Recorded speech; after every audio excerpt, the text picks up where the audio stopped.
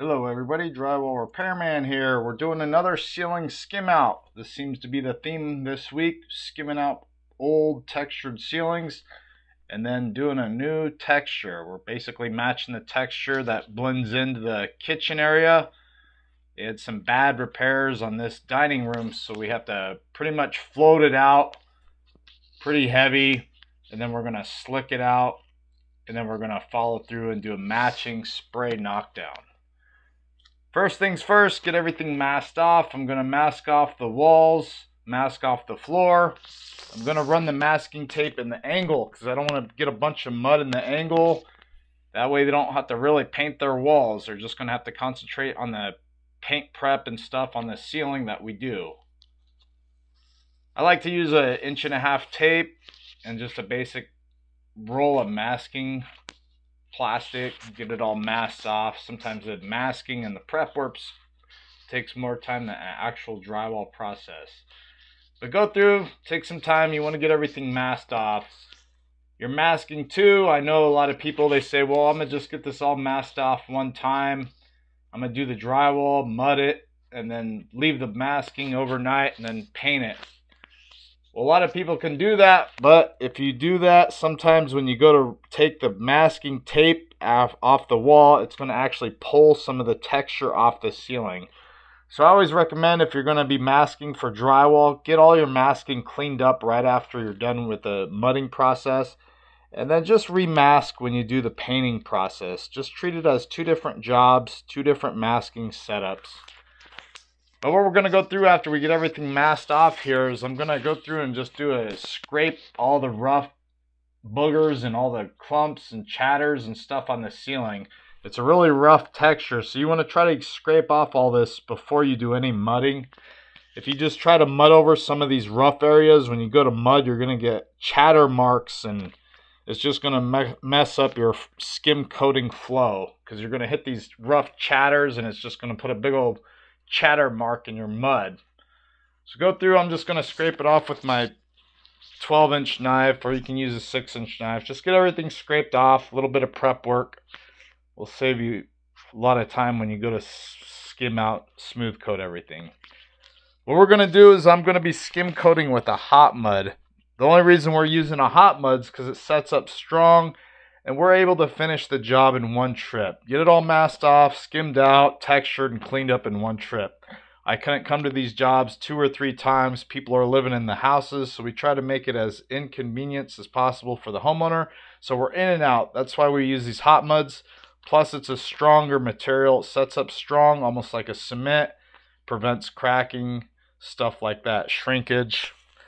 So we use these hot muds a lot. If you are going to use a hot mud, I just recommend, if you're a professional and you mudded before, then you should work with these hot muds, quick set muds, like 5-minute, 20-minute, 40-minute, 90-minute. If you're a newbie at drywall mudding, just use a regular joint compound, an all-purpose joint compound, thinned down with clean water. You're able to skim out everything, and then you'll just have to let it dry overnight, and then you could just turn around and scrape it or sand it down and then apply the second coat. With an all-purpose joint compound, if you make mistakes, you're able to sand away your mistakes the following day.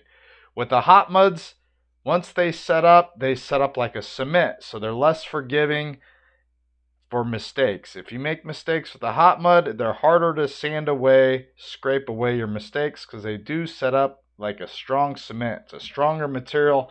It's not a soft joint compound that has to dry overnight.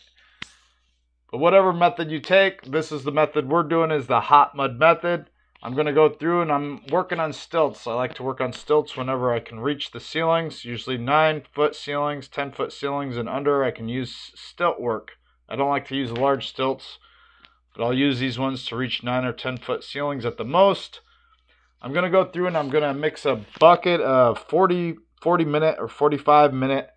Just going to mix it up, and then I'm going to go through and I'm going to just skim everything out using this 18-inch knife. I like this new knife I just got, and I just got it just in time because I've done 2 skim out jobs within a week since I got this knife, so it worked out perfectly getting this knife. If not, you could skim out using a smaller knife, 10, 12, 14 inch. It's all fine. With this big 18-inch knife on these ceilings, I'm able to float out all these rough areas. The main reason we're doing this ceiling is because there's a big 4-foot by 4-foot patch in the center of the ceiling and another 2-foot by 2-foot patch. It looks like they just taped it one time and mudded over it, so it's real deep. So with this 18-inch knife, I'm able to float it out nice and heavy, nice heavy coat. I'm actually going to go through here and we're going to skim everything out pretty heavy with this hot mud. First coat, and then the second coat, I'm going to just hit the big patch areas with the nice heavy second coat. But with the nice first coat over this stuff, it doesn't shrink back a lot, so I'm able to just go through and slick it out. And you'll see the video, once the mud starts setting up, we're going to go through and actually slick out with a 6-inch knife and a sponge. Slick out just means take off the lap marks, take the extra mud off. Any mud on your knife, you can kind of pre-fill any imperfections, touch-ups, stuff like that. So you can get away sometimes doing a skim coat, pretty decent skim coat, and then just slicking out, and then you'll be ready for texture. But I'm not really going to be talking on this video. There's not really sound because I am working with my buddy here. So we are talking, we have music. I don't want to get copyrights for the music, blah, blah, blah. We're talking stuff that shouldn't be said or heard is on there. So we're just going to watch and learn video. You're just going to see my process of doing it, just skimming out a ceiling. Of course, everybody else has their own way of doing things, but this is what we're doing, and it looks great when we're finished. Once we finish it out, we're going to do a spray knockdown texture. It's just a light spray knockdown. With textures, I'd never use hot muds. I'm going to use a thin down all-purpose joint compound. Thin down with fresh water.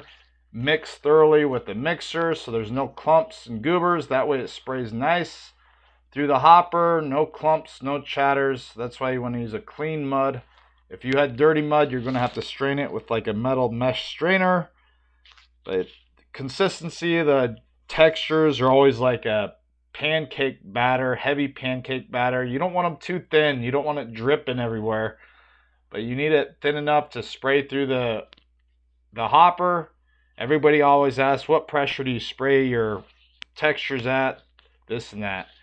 I have my hopper or my compressor set at full PSI, as high as it'll go. But I adjust on my actual hopper. You're able to adjust the lever.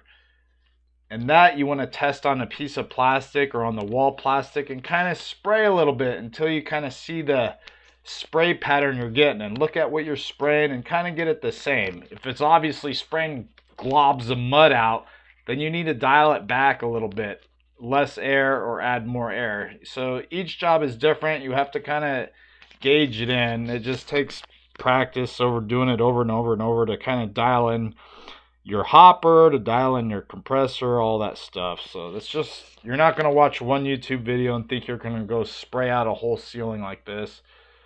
It's using the same hopper over and over and over, just kind of getting used to it, just like anything else. Practice makes perfect. Also, if you didn't want to do a spray texture, the process is the same as skimming out. If you wanted to say just leave the ceiling smooth, what you would do is just after your slick out process, maybe just skim it out really tight with the joint compound and leave it smooth. If it still looks rough after your second coat, well, follow it through with a tight third coat with some joint compound and leave it smooth.